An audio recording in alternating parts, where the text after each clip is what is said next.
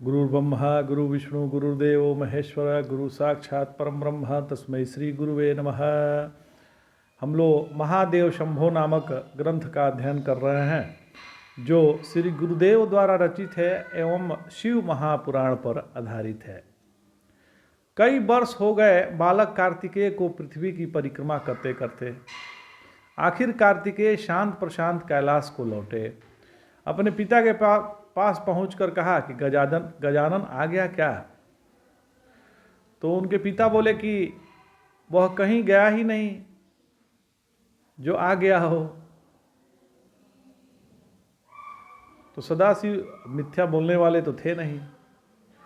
तो सदानंद ने प्रसन्नता से भरकर कहा कि तब आप मुझे अग्र पूजा का अधिकारी घोषित कर दीजिए, मैं पूरी पृथ्वी की परिक्रमा कर चुका हूँ।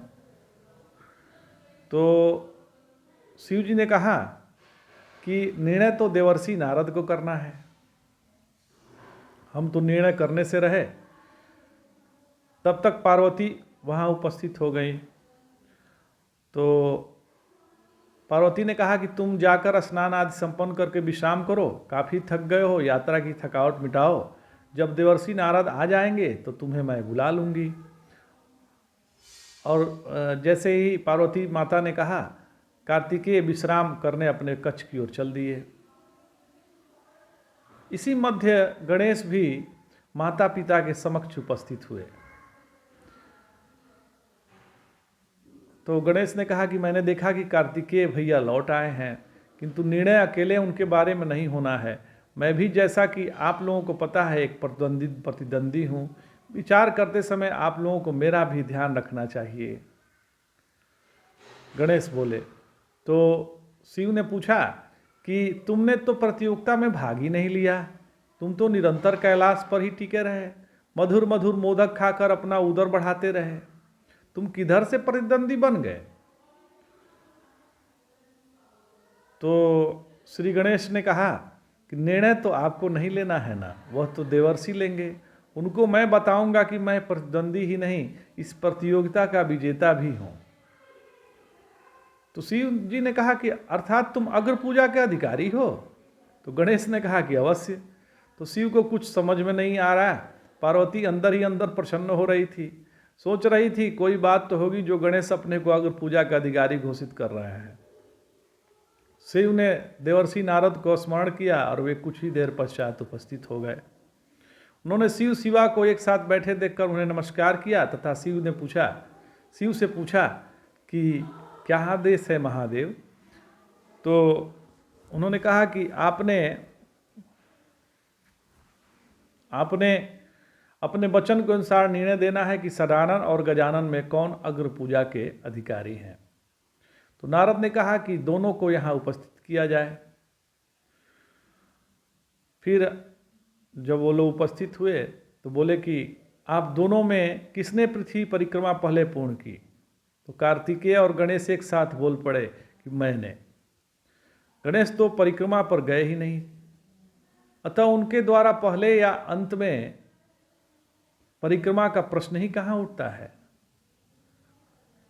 परिक्रमा तो केवल मैंने की है, कार्तिकेय ने कहा, और आते ही मैंने पिता माता को बता भी दिया था, अतः बिना कुछ आगे पीछे सोचे मुझे अग्रज पूजा का अधिकारी घोषित करिए, न्याय की मांग यही है। कार्तिकेय ने जोड़ देते हुए कहा देवर्षि से। तो गणेश बोले कि मेरा पक्ष भी तो सुनेंगे? तो नारद बोले कि अवश्य। तो पार्वती के मुख पर प्रसन्नता झलकी। तो उन्होंने कहा कि गणेश ने कहा कि यह सही है कि मैं कैलाश के बाहर नहीं गया, पर मैंने यहीं पर पृथ्वी परिक्रमा पूर्ण कर ली, वह भी कार्तिकेय से बहुत पूर्व। वह तो कई वर्षों में परिक्रमा कर लौटे हैं। मैंने तो जिस दिन वे गए उसी दिन पृथ्वी परिक्रमा पूर्ण कर ली थी। तो कार्तिकेय बोल पड़े कि यह कैसे संभव है, जब यह गया ही नहीं परिक्रमा करने तो कैसे पूर्ण कर ली? तो नारद बोले, गणेश, कार्तिकेय के प्रश्न का तुम्हारे पास कोई उत्तर है? तो गणेश ने कहा कि है। तो दो। तो आप मेरे कुछ प्रश्नों का उत्तर दें। तो देवर्षि बोले, पूछिए गणेश। तो पृथ्वी से बड़ी कौन है? तो नारद ने कहा कि माता। फिर उन्होंने कहा कि आकाश से बड़ा कौन है? तो बोले कि पिता। तो श्री गणेश बोले कि जब मैंने माता पिता का सम्मिलित रूप से 3 बार परिक्रमा कर ली तो मैंने पृथ्वी क्या आकाश की भी एक नहीं 3 परिक्रमा कर ली। पूछिए माता पिता से, जिस दिन कार्तिकेय परिक्रमा के लिए प्रस्थान किए थे उस संध्या को इन दोनों को सम्मिलित परिक्रमा मैंने की थी कि नहीं? तो देवर्षि नारद ने शिव पार्वती की ओर प्रश्न सूचक आंखों से देखा तो दोनों ने एक साथ कहा कि यह तो सत्य है। तो नारद जी ने कहा कि ऐसी स्थिति में मुझे निर्णय देने को बाध्य होना पड़ता है कि अग्र पूजा गणेश की होगी। देवर्षि ने कहा। गणेश और पार्वती के मुख प्रसन्नता से खिल गए। कार्तिकेय का मुख मुरझा गया।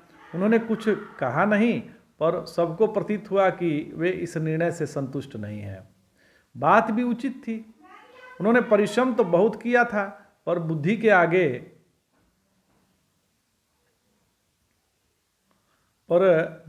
आगे वो हार गए थे। इस संबंध में किया भी क्या जा सकता था? देवर्षि ने कार्तिकेय को अपने समीप बुलाया और कहा कि कार्तिकेय, आपको निराश होने की आवश्यकता नहीं है। मुझे पता है कि आपका जन्म एक विशेष प्रयोजन से हुआ है। गणेश अगर अपनी बुद्धिमत्ता के लिए प्रसिद्ध होंगे तो आप अपनी वीरता के लिए प्रसिद्ध होंगे। शीघ्र ही देवासुर संग्राम होने वाला है। इसमें तारकासुर किसी के मारे नहीं मरेगा। उसे मारने के लिए आप ही अवतरित हुए हैं। उसका वध कर आप त्रिलोक में अपनी वीरता के कारण प्रसिद्ध हो जाएंगे। तो कार्तिकेय प्रसन्न होकर बोले कि ऐसा है क्या? तो उन्होंने कहा, हाँ, मैं सत्य कथन कह रहा हूँ। अब आप दोनों अपने अपने कक्षों में जाइए। निर्णय समाप्त हुआ। मैं भी अब सदाशिव माता पार्वती का आदेश ले ब्रह्मलोक के लिए प्रस्थान करूँगा। देवर्षि चले गए नारायण नारायण करते। शिव पार्वती भी अपने महल की ओर गए। सभी प्रसन्न थे। उसी समय से गणेश की अग्र पूजा आरंभ हो गई। वो प्रथम पूज्य हो गए। नारायण, युद्ध कोई अच्छी चीज़ तो है नहीं। इसमें व्यर्थ की हिंसा होती है। दोनों पक्षों के लोग इसमें प्रतिकूल रूप में प्रभावित होते हैं। किंतु अगर कोई बलात् किसी पर युद्ध थोपे तो क्या उपाय है? असुर शक्तिशाली थे तथा वे अक्सर देवताओं पर आक्रमण किया करते थे। ऐसे में देवासुर संग्राम होता ही रहता था। इस बार कुख्यात राक्षस तारकासुर के नेतृत्व में असुरों ने देवताओं पर आक्रमण किया। इसके पूर्व भी तारकासुर देवताओं को तंग करता रहता था। देवता पृथ्वी पर मारे मारे चलते थे।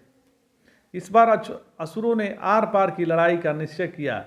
तारकासुर को ब्रह्मा जी ने उसको घोर तपस्या के कारण वरदान दे रखा था कि वह किसी के मारे नहीं मरेगा। अगर मरेगा भी तो शिव पुत्रों के हाथ हो। तो तारकासुर ने सोचा था कि न योगीराज शिव विवाह करेंगे, न उन्हें पुत्र प्राप्त होगा, न वह मारा जाएगा। किंतु पासा तो पलट चुका था। शिव पुत्र कार्तिकेय युद्ध के मैदान में उतर चुके थे। तारकासुर ने सभी देवताओं को परास्त कर दिया। वे अपने प्राण लेकर भाग चले। तब देवता के अधिपति इंद्र सामने आए। अपने वज्र चलाकर तारकासुर पर प्रहार किया। क्षण मात्र के लिए पृथ्वी पर गिरा, किंतु फिर होश प्राप्त कर ऐरावत पर आसीन इंद्र पर एक शक्ति से प्रहार किया। इंद्र ऐरावत हाथी के नीचे गिर गया। देवताओं में हाहाकार मच गया। तारकासुर ने पृथ्वी पर पतित इंद्र पर अपने पैरों से प्रहार कर उन्हें अपमानित भी किया। इस पर भगवान श्री विष्णु को बहुत क्रोध आया। लक्ष्मीपति ने अपने सुदर्शन चक्र उस पर चला दिए। तारकासुर क्षण भर के लिए धराशायी हुआ, किंतु तत्काल ही